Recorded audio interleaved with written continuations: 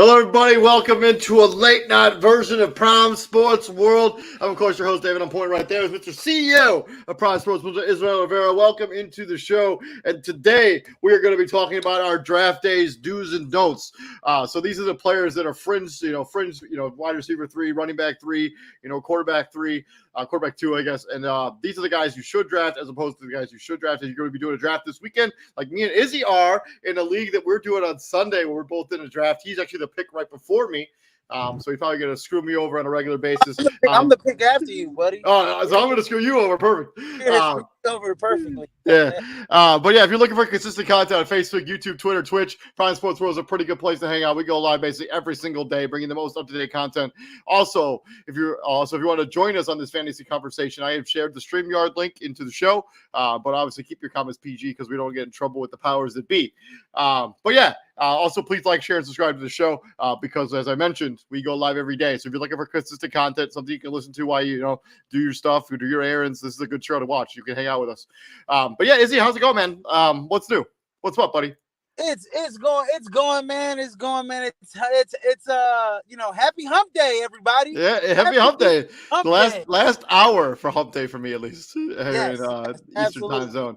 But let's get right into it. Let's not waste any time. Let's talk about fantasy football rankings. So let's just talk real quick draft day do's and don'ts. So these are not the guys that are the obvious guys you're going to draft regardless. These are guys like roster fringe guys. So these are the guys on the fringe of being rosterable in fantasy. And these are the guys you should draft as a borderline, quote-unquote, sleeper, and these are the guys you probably should avoid. Let's talk about our quarterbacks. Here's the due rankings. I'll go first. My first one, I got Justin Fields. Just look for him to have a good season. I think his legs will keep his value pretty high. Davis Mills, is he special? Right there with the Davis Mills. I do think that they are going to have to throw a lot because I don't necessarily trust Damon Pierce. I know he won the job because they released Marlon Mack yesterday. But yeah, I don't trust him to be the starting running back. Davis Mills is going to have to throw for a lot of yards. Mitchell Trubisky, could probably be the starter there. Has looked good in the preseason. No reason he should, but especially with those weapons on offense. Jameis Winston, same deal there in New Orleans. They have a lot of weapons on that team. And then Trevor Lawrence, I know you are on the other side when it comes to Mr. Trevor Lawrence, but the talent's there. Travis Etienne's going to be there. Look for him to have a lot of dink and dunk stuff. Trevor Lawrence, I like this season as a borderline sleeper. Go ahead. Yeah, no, I like it. I was close to picking Justin Fields there as my dude. As my dude quarterback. I got some more notable names. I got Matt Ryan as one of my dudes. I have Matt Ryan on the other side of this coin. So yeah. As it don't. Yeah. They're just gonna run the football a lot. I do think so. Yeah. So I got Matt Ryan. They may lack the weapons and all, but I think the play action will be there for him. I think he's a quarterback that'll get you at least 15 to 17 points a game. Somebody, if you're in a 2 quarterback league, he's a good quarterback number 2 for your roster. And then, number 2, I got Jameis Winston. At number 3, I got Carson Wentz. He's going to have Terry McLaurin. He's going to have a little bit of, he's going to have, he's going to have less. He's not going to, Antonio Gibson's the downgrade from what he's used to with Jonathan Taylor, obviously, right, from last season. But at the same time, Carson Wentz has been, he's been pretty good. He was pretty good last season. I expect him to, keep that momentum going. At number 4, I got Kirk Cousins. Kirk Cousins has been the model consistency the last couple of seasons. I wouldn't say he's like, the fantasy quarterback that's going to like kill you on the ground and get those rushing touchdowns and get in the upper 20s. But Kirk Cousins is a guy that's going to get you consistent 17 to 19 points, 18 points a game, in between there. And then at number 5, I got Derek Carr. Derek Carr's adding Devontae Adams. He's got Hunter Renfrow. He's got Darren Waller. He's got Josh Jacobs. He's got a bevy of weapons. So, expect Derek Carr to, be in that, if you can get Derek Carr for, in like the later rounds, he can be a fringe top 10 quarterback this year. I agree with all these guys except for obviously Matt Ryan. Kirk Cousins, I think, is a tier above all of these guys because I think Kirk Cousins is a top 12 quarterback in fantasy. I don't know if he's a fringe guy. Moving on from there, let's go to the don'ts. I'll let you go first with you going into our don'ts. My first don't is Matt Ryan. Yeah, I just don't think they're going to run the ball a lot. I think they're going to be conservative offense. Jared Goff, for obvious reasons. 3, Mac Jones. I just don't trust anyone in their offense right now when it comes to the New England Patriots outside of Damian Harris. Ryan Tannehill, I don't know who his wide receivers are, and neither does anyone else. Baker Mayfield, I know he played. He's got some upside there. He's got some weapons out there in Carolina. I just don't think the offensive line is good, and Chris McCaffrey is kind of a wishy-washy if he's going to be healthy for this whole season. I'll let you go. Yeah. Yeah, I got Trevor Lawrence. Man, dude. Whew, man. I feel bust on him. I don't know. He's got a lot of talent, like you said, but he threw a lot of picks. He's got to be able to bring that number down this season. We'll see, how he progresses. But another regime, new offensive coordinator, new head coach. Well, how about a head coach that actually knows what they're doing? Yeah. Well, he's got a head coach that actually knows what he's doing. So maybe he might improve. But I gotta see it. But I'm staying away from him. We're right there on the same head with Ryan Tannehill. I don't know what his weapons look like. Daniel Jones, Daniel Dimes. Yeah, a lot of people are like, he's got Saquon Barkley, Kadarius Toney, and guys like that. I think Kadarius Toney, baby. Yeah, I think Kadarius Toney and Kenny Galladay. I don't stay away from Kenny Galladay, but he's not on my list anyways. But I would, Daniel Jones. I'd stay away from Daniel Jones as like a quarterback 2 in a 2 quarterback league. There's a lot of other quarterbacks you could probably look at. Mac Jones definitely for obvious reasons. He doesn't have enough talent around him. No Josh McDaniels, and no offensive coordinator, no true offensive coordinator. Yeah. Joe Judge and Matt Patricia are running the co-offensive coordinator. What the hell is that in New England? That's ridiculous. He's got 2 okay tight ends, I guess. But that's about it for Mac Jones. And then Marcus Mariota. He's got Desmond Ridder. Yeah, he may not even win that job. So yeah, he may not even win that job. So and if he does, he's got Desmond Ridder and waiting in the wings, ready to take that job away. I'd stay the hell away from any Atlanta quarterback, any Carolina quarterback. I had Baker Mayfield on here, but I figured you'd probably put him on there. But yeah, I had Baker Mayfield. I don't really trust it. If he's not playing well, then Sam Darnold's going to come in. He's waiting in the wings. Sam Darnold got hurt, and I don't think he's going to play this season. Yeah, Baker Mayfield. And then the thing is, also, Baker Mayfield, I mean, he might have some talent in Carolina, but we've seen him, have the talent in Cleveland. He had OBJ, he had, Jarvis Landry, he had, he had Nick Chubb, he had Kareem Hunt, and he still kind of struggled in a way. Yeah, in true. Cleveland, so at least every other season. Moving on to the running back position, let's talk about the dues. I'll let you go first with your running backs at your due draft, guys. My due draft guys, my number 1 guys, David Pierce. I know you don't trust him, but he just got running back 1 for Houston. Damian. Is it Damian Pierce? Sorry, Damian Pierce.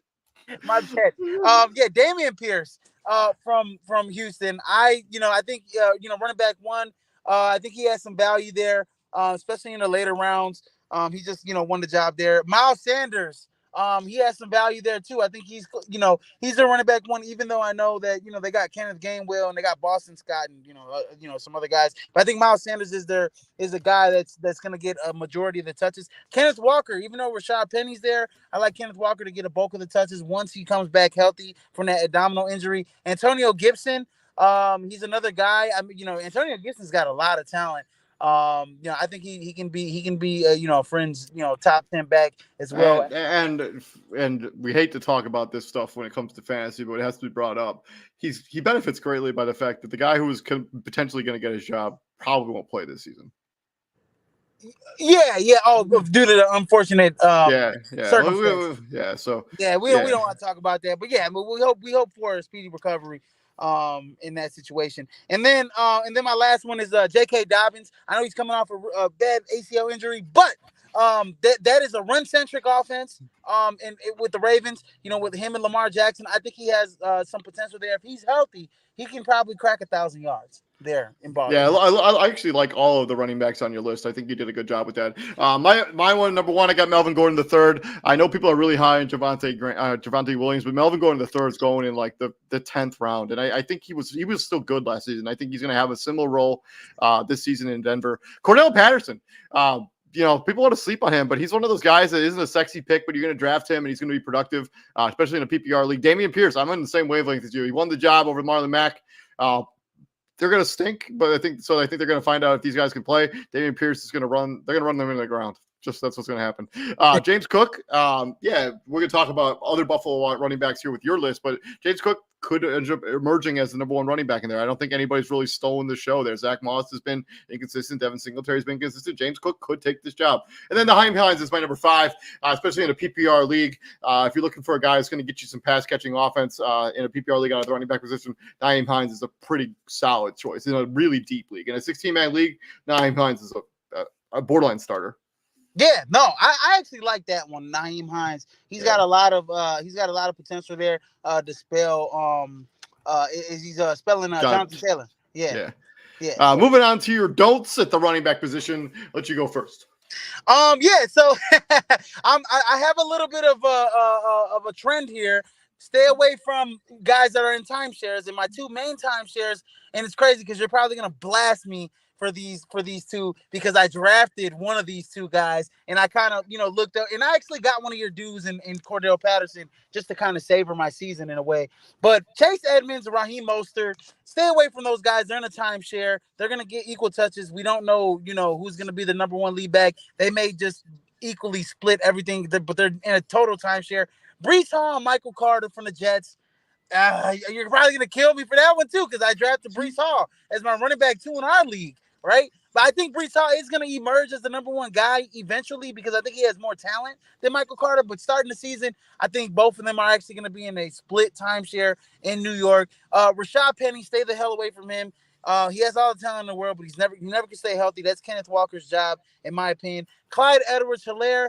I just think that the Chiefs are going to be – they are not a running football team. They are going to pass the hell out of that football. So I don't think Clyde's – I think he might – in a PPR league, he might have some value. Totally disagree. I would rather have what's the other guy's name? Who's the guy's name on that roster? That's J.D. McKissick on the team? Yeah, J.D. McKissick, Yeah, I'd rather have him. I don't trust Clyde Edwards-Helaire at all. Yeah, me I can't trust him. He's a little finicky on the health side. And then also, here's another timeshare guy: Devin Singletary, Zach Moss, James Cook. I think eventually James Cook, like you said, will eventually get that job down the road, and Devin Singletary will be the odd man out.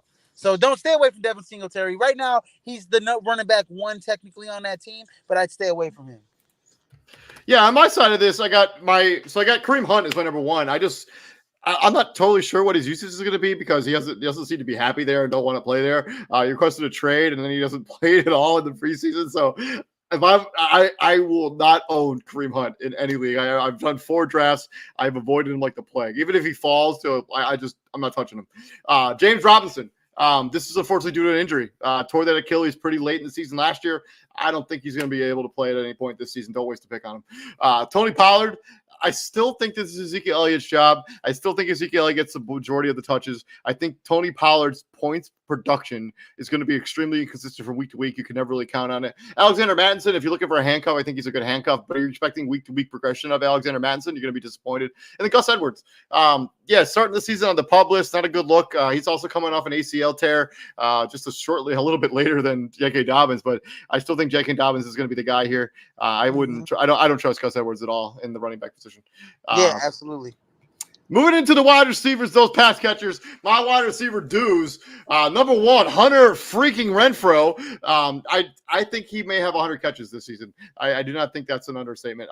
2, Chase Claypool. 3, Tyler Boyd. 4, Michael Gallup. Fun fact about Michael Gallup: was removed from the PUP list yesterday. Will be able to suit up for week 1 after tearing his ACL in, I don't remember what was week 14 or 15 last season, ready to go for the start of the season. And number 5 might be sort of shocking. I think Kenny Golladay is my number 5 as a guy I'm still targeting in drafts. I think the talent is there. I think if he can get into the end zone on a regular basis, I think he'll still be productive for the New York Giants if he can stay healthy. Kenny Golladay is my number 5. And I know you hate Kenny Golladay because you were him. He really killed me 2 seasons ago when he was like basically a hamstring injury with Detroit. He really killed me. And then he killed fantasy owners last year. He didn't get a single touchdown catch last season with the Giants. So, and he got he got some money, he got paid, right? Anyways, I got Amon-Ra St. Brown as my number 1 guy. I think he's just going to get better and better. I think he's gonna get better and better as the season goes on. But I think he's gonna have a better season this year than he did his rookie season. At number 2, I got Hunter Renfrow. I am on the same wavelength with you. He is the new like Wes Welker. He is the new kind of like Julian Edelman kind of guy. He's an excellent route runner, great catcher out the backfield. He's not gonna wow you with his speed, but he is really quick in and out of his cuts. Hunter Renfrow is one of the best route runners, and when you pair him up with Devontae Adams, him and Hunter Renfrow are probably one of the 2 best route runners in the league on the same team. That's going to be scary with Derek Carr. Number 3, Alan Lazard. Just because Alan Lazard, has some familiarity. The only thing is that he can't stay healthy. So if Alan Lazard stays healthy, I think he can be a viable weapon for the Green Bay Packers. So I take a flyer on Alan Lazard. I mean, so somebody's got to catch passes for them, right? Somebody's got to catch passes. I mean, you can't expect Romeo Dubes or the Dubs or whatever. Yeah, you can't expect Sammy Watkins to stay healthy. So somebody's got to be, and the familiarity is there with Alan Lazard. So I got him on my dudes. Kadarius Toney. I actually at the flip side of this, I'd rather have him over Kenny Galladay. In the Giants offense, I think he gives you, great yards after catch. You can put him in the screenplays. You can put, the bubble screens. You can actually, use them as like on, wide receiver, on reverses. Yeah, I don't hate that at all. I think I don't think you're wrong. That can be a weapon. And then when I was looking at the rankings, Michael Thomas was like ranked, in a lot of rankings, overall like 30th, just kind of on the outside looking. Why in the hell? So, Michael Thomas is on my dudes. I think he's gonna bounce back, have a good season with Jameis Winston if he's healthy. So I got Michael Thomas on that list as well. I love the Michael Thomas pick. I have him in a bunch of leagues. I think he's a for sure sleeper. Probably, I love him this season. Going to the don'ts. So number 1 is Robert Woods, coming off the ACL tear. I forgot to look at his pub situation, but I just don't like that Tennessee offense and what it might look like. On the same coin is the same guy on the same team, Treylon Burks, the rookie wide receiver out of Arkansas. Also, not touching him in fantasy. Russell Gage, I just think there's too many mouths to feed in there in Tampa Bay, especially with Julio Jones there now and Cameron Brate, and I think Russell Gage is going to struggle. DJ Shark Jr., I think he's going to be replaced with Josh Reynolds and Amon-Ra St. Brown. I'm not touching him. Jahan Dotson, not touching him either. I think it's a Scary Terry there in Washington and nobody else. Yeah. Scary Terry's he just got paid, so it better be him. He better be getting the majority of the catches. My don'ts, Drake London. He's gonna have a great career. I think he's gonna have a good career. I like the kid, but he just doesn't have consistency at the quarterback position right now. So until he has that, Drake London, you stay away from him as one of the rookie wide receivers this year. I know he's probably getting picked. He's coming to the season banged up. It's not a good start. Not a good start as well. And then I'm on the same wavelength with teammates. DK Metcalf and Tyler Lockett. I wouldn't draft those guys to be my wide receiver. I would rather have Lockett if I had to pick. But I'm there's no like who's the quarterback? It's Geno Smith. Yeah. Geno Smith, really? Drew Lock, really? Come on, man! I'm staying away from both of those guys. And then Amari Cooper. With Deshaun Watson getting an extension on his suspension. How many games is it, David? Is it 8? 11 games. He won't play till week 13. Week 13, Amari Cooper's not going to have a good year in Cleveland. It's Jacoby Brissett there for most of the time, and he's not going to have a good season there in Cleveland. I'd stay away from Amari Cooper, and I actually drafted Amari Cooper, so it's all good. I'm just kind of hold him on my bench until Deshaun Watson comes back, and then at number 5 I got Christian Kirk. I think Christian Kirk, with Trevor Lawrence, he's going to be the wide receiver 1. He's going to get your number 1 cornerback all season long. He's going to have a rough year in Jacksonville, and he just got paid. Moving on from wide receivers, let's jump into our tight ends. I'll let you do your dues first. Go ahead. My number 1 due is Cameron Brate. No Rob Gronkowski there. No OJ Howard. Yeah. Oh yeah. No. Yeah. You got OJ. Yeah. No OJ Howard. So I got Cameron Brate. He's gonna be the number 1 tight end there for Tom Brady, and he loves his tight ends. At number 2, I got Logan Thomas. I think even though he's banged up and everything like that, I like Logan Thomas. He gets better. He's gonna have Carson Wentz throwing on the football. Probably the best quarterback that he's ever had in Washington. And we've seen him like he's gotten so much better since he converted from quarterback to tight end. Logan Thomas has been, he's gotten better every season, even though he's been hurt. I expect Logan Thomas, if he's healthy, I expect him to be a viable weapon for Carson Wentz at the tight end position. And we know Carson Wentz loves those tight ends. When he was in Philly, he had a great connection with Zach Ertz. Austin Hooper. I like Austin Hooper as well. There, if I'm not mistaken, Austin Hooper is in Tennessee. Is he in Tennessee? If I'm not mistaken.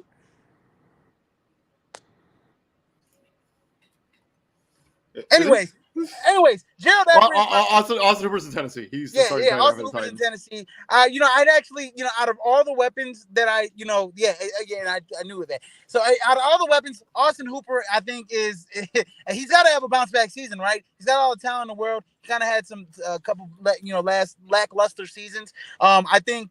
Out of all the guys that are in, Tennessee, I think Austin Hooper can be the most consistent guy for Ryan Tannehill. So he has some value there. Gerald Everett in LA, Chargers, Justin Herbert, they're going to be a high-scoring offense. I like Gerald Everett there. And then Irv Smith Jr., he is the number one guy in Minnesota. I expect Irv Smith Jr. to have a bounce-back year this year after being injured last year. Yeah, second with the tight ends. Number one, I got Cole Kmet there in Chicago. I think he could be number one passing option outside of, Darnell Mooney for the Chicago Bears. Mike Gesicki at number two. I'm not off the Mike Gesicki bandwagon yet. I'm just almost off. But I still think if you can get him as if you're taking him as like the 12th tight end, you're the last person to take a tight end, I think you can do worse than Mike Gesicki. Three, Gerald Everett. Me and you on the same way with Gerald Everett, man. I'm all in on him. I think he's so talented. And I might be okay with taking him like super late in the draft and having him be my only tight end. That's how good I think he's going to be this year. 4, Hayden Hurst. The dude's talented. He put up some pretty decent numbers in Atlanta last season. He was just a little outshined by Kyle Pitts once he finally came in there. But when Hayden Hurst is healthy, he's been good. He's going to an explosive offense. And 5, same wavelength with Logan Thomas. I believe in the talent of Logan Thomas for sure. Don'ts for the tight end position. My don'ts. I'm sticking with these Jacksonville guys. I gotta see Trevor Lawrence progress. Evan Ingram. I like to call him Butterfingers.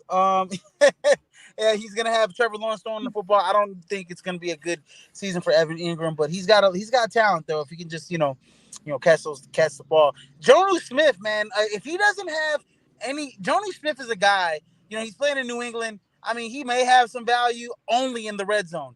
And I have to specify that because he's a red zone threat kind of guy. He's not a guy that's gonna, it's godly. It's Hunter Henry's position basically. He's everything else, at the tight end position. Jonnu Smith, he doesn't have any red zone value. I wouldn't trust him. CJ Uzomah from the New York Jets, he is going to miss Joe Burrow there in Cincinnati. Noah Fant, Noah Fant. Going to Seattle, another guy. The quarterback situation's murky there. Noah Fant. I mean, unfortunately, he got traded, but he's not a guy that I want to draft. There in Seattle. And then David Njoku. Obviously, Deshaun Watson not going to be there. I would kind of take a flyer on David Njoku. And it's kind of like wait it out. And, if you're going to make the fantasy playoffs or whatever the case is, or if he's like on the waiver wire late in the year, I'd pick him up like closer towards when Deshaun Watson's going to come back. But he's a guy I want to avoid drafting this year in Cleveland. Totally agree with you on almost everybody on your list. First, I got Hunter Henry as opposed to Jonnu Smith. I just don't believe in this Patriots offense this season. I just don't. And I think I avoid everything in it. Hunter Henry, is on my list of players to avoid. And then I got 3 of the same guys on your list as you, on my list as you do. I got Noah Fant, I got CJ Uzomah, and I got David Njoku. And then for all the same reasons I just mentioned. And then my number 5 actually is number 3 on there, but Robert Tonyan actually is my number 3. I don't really know how healthy he is. He hasn't played much in the preseason. I would take a flyer on. I would rather take a flyer on Gerald Everett. I'd rather take a flyer on some of those other guys that we mentioned in the first part of the show, as opposed to Robert Tonyan, who I'm not sure how healthy he's going to be when it comes to next season. Moving on to the defenses, you don't know what I put in as your defensive twos, so I'm just going to read them off to you. So number 1, you got the Buffalo Bills. 2, Tampa Bay Buccaneers. The 3 is the Niners, and the 4 Saints. 5 is the Green Bay Packers. And you just want to rationalize that really quick. I think those are the teams that are going to be in like the top 10 all season long.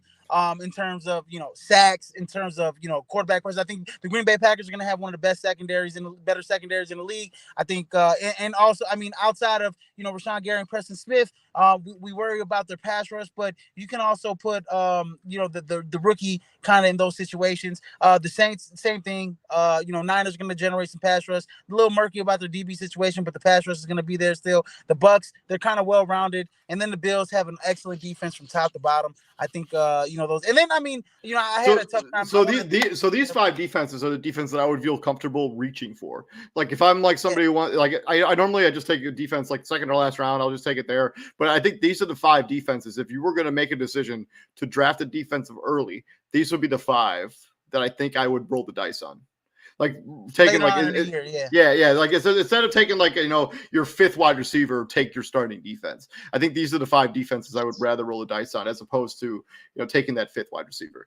On my side of this, I took a little more of the sleeper route when it comes to the defenses. So my number 1 defense should shock literally nobody if you've watched any of our stuff on any of these shows. It's the Philadelphia Eagles. Not to mention their defense just got better. They traded for Gardner Johnson yesterday, and he's a good corner. Their secondary should be amazing next season. And then Cincinnati, Carolina Panthers, I think there's still some talent there on the defensive. Browns, and then the Pittsburgh Steelers. I think they'll be able to generate a pass rush. The secondary is kind of murky to me, but I think the pass rush will be there for the Pittsburgh Steelers. And swing it on to the don't side, your rankings. So you got the Kansas City Chiefs, Arizona Cardinals, Las Vegas Raiders, Vikings, and Dolphins. I think the Kansas City Chiefs, they lose a bit. They lose a bit in the secondary. One of the main guys is in San Francisco right now. The Cardinals, they lose Chandler Jones. They're going to have a tough time generating the pass rush there. The Raiders, I don't believe in their secondary at all. The Vikings. They just traded Trayvon Mullen for literally nothing for no reason whatsoever. So and then the Vikings, I don't, their secondaries a little bit of secondary outside of Harrison Smith, at safety. And I want to bank on Lewisine. They're gonna play 3 safeties this year, possibly in Minnesota. One guy's kind of like a rover in a way. And that's what their DC's known for. So, but I still don't trust Minnesota. Patrick Peterson's your number 1 corner there pretty much in Minnesota. I don't trust it. He's kind of old. And then Miami, I have a problem with them. They have, Byron Jones. Jones on the pub list to start the season for the first 4 weeks. Jones. And then I just have problems with them like generating the pass rush, this next season. So I just have problems with Miami. They started off the season last season kind of, in flux. And I think they'll do the same thing this year, but I think their offense will kind of make up for it. Yeah, so these are my rankings. So I got the Tennessee Titans. I just don't believe in their secondary or anything really about their defense at all. 2 Arizona Cardinals, losing Chandler Jones and not replacing him with anybody. 3 Minnesota. I do think they'll get pass rushers, but I think they'll give up a lot of yards on the ground and through the air. If you watched any of their preseason games, they gave up like 180 yards to the Denver Broncos in their last preseason game. I do not think them trading for the kid from Tennessee the Titans is going to solve all their problems. Washington Commander, Chase Young probably won't play for a bit. I was always down on the secondary anyways. Then 5 is the Giants. I just had to figure out somebody to round out this list. You're not drafting the New York Football Giants football defense. They're terrible. So just don't do it. It's not a good decision. But I had to put somebody here at the 5th team, and that's what I decided to roll with. I'd rather have the Jets than the Giants defense, honestly. Yeah, me too. But yeah, that's been our draft day do's and don'ts for 2022 fantasy football season. Hopefully this will help you assemble your roster when you get out there to put your team together, as most teams have already drafted their teams. So good luck in fantasy next week on Wednesday on your hump day. We at 8 o'clock Eastern Standard Time. That's 7 p.m. Central Standard Time. We are going to reveal our Week 1 rankings. You're not going to want to miss that show. If you want to get off to the good start in your fantasy football season, you're going to want to see our fantasy football rankings for the week number 1 because we bring the heat here at Prime Sports World, and we're going to continue to bring the heat all throughout fantasy football season. The CEO of Prime Sports World, Mr. Rivera, what do we do here at the Prime, my friend? We bring the heat, ladies and gentlemen. Bringing the heat 24/7, son. Yeah, absolutely. And I've been David On Point. Please like, share, and subscribe. And we're going to see you tomorrow when me and TJ are going to be breaking down the Northwest Division in the NBA, talking about those Minnesota Timberwolves after they made the splash trade in the offseason. You don't want to miss that count. That show is going to start at 8 p.m. or 9 p.m. Eastern Standard Time. That's 8 o'clock. p.m. Central Standard Time. See you guys tomorrow. Everybody have a good day, and we will see you guys later. Peace out, brother. Peace out, guys.